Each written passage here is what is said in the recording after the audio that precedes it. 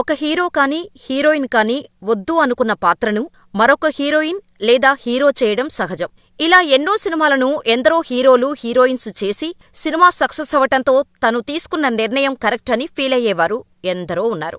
అటువంటి సంఘటనే ఓ సినిమా విషయంలో జరగటంతో ఇప్పుడు ఆ సినిమాలో నటించిన హీరోయిన్ ఫుల్ జోష్లో ఉంది. ఆ సినిమా మరేదో కాదు, అనిల్ రావుపుడి దర్శకత్వంలో వచ్చిన సంక్రాంతికి వస్తున్నాం సినిమానే. ఈ సినిమా విడుదలై ఇప్పుడు ఫ్యామిలీ ఆడియన్స్ కి బాగా కనెక్ట్ అయింది. థియేటర్లలో ఈ సినిమాకి విశేషమైన స్పందన వస్తోంది. ఈ సినిమాకు ఇంత ఆదరణ రావటానికి ఒక ముఖ్య కారణం వెంకటేష్, ఐశ్వర్య రాజేష్ల జోడీ అని చెప్పొచ్చు. సినిమా రిలీజ్కు ముందు గోదారి గట్టు అనే లిరికల్ వీడియోను విడుదల చేశారు. ఈ పాటలో వీరిద్దరి మధ్య కెమిస్ట్రీని చూసి చాలా మంది ఫిదా అయ్యారు.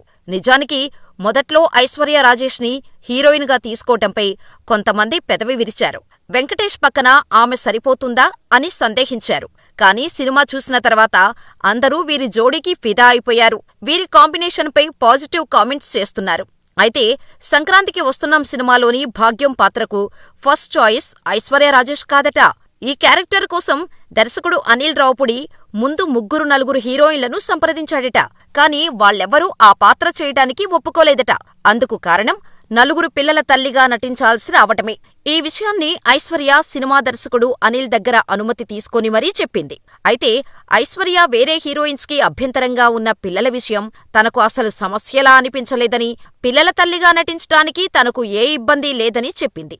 ఈ పాత్రకు తాను ఒప్పుకున్నప్పుడు సినిమా చూశాక తాము ఏం మిస్ అయ్యామో ఇంతకుముందు నో చెప్పిన హీరోయిన్లకు అర్థమవుతుందని అనిల్ చెప్పినట్టు ఐశ్వర్య చెప్పింది. ఇది నిజమే.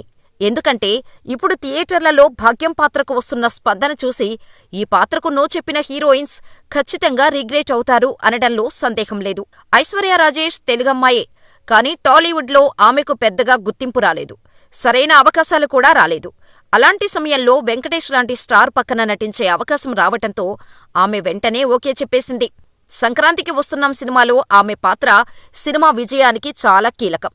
అంతేకాదు ఐశ్వర్య సినిమా ప్రమోషన్స్ లో కూడా చాలా చురుకుగా పాల్గొని ప్రేక్షకులను మెప్పించింది.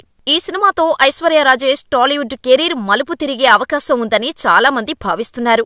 అయితే భాగ్యం పాత్రను ఎవరు రిజెక్ట్ చేశారనే విషయాన్ని మాత్రం వెల్లడించలేదు. దీంతో ఈ పాత్రను ఎవరు రిజెక్ట్ చేశారంటూ నెట్టింట తెగ కామెంట్స్ చేస్తున్నారు. సంక్రాంతికి వస్తున్నాం సినిమా 2 రోజుల్లో 77 కోట్ల రూపాయల గ్రాస్ కలెక్షన్స్ రాబట్టింది. ప్రస్తుతం ఈ మూవీ జోరు చూస్తుంటే త్వరలోనే ఈ చిత్రం 100 కోట్ల క్లబ్లో చేరనున్నట్టు తెలుస్తోంది. మరి సంక్రాంతికి వస్తున్నాం సినిమాలోని భాగ్యం క్యారెక్టర్ మిస్ చేసుకున్న హీరోయిన్స్ ఎవరని మీరనుకుంటున్నారో మాకు కామెంట్ చేయండి.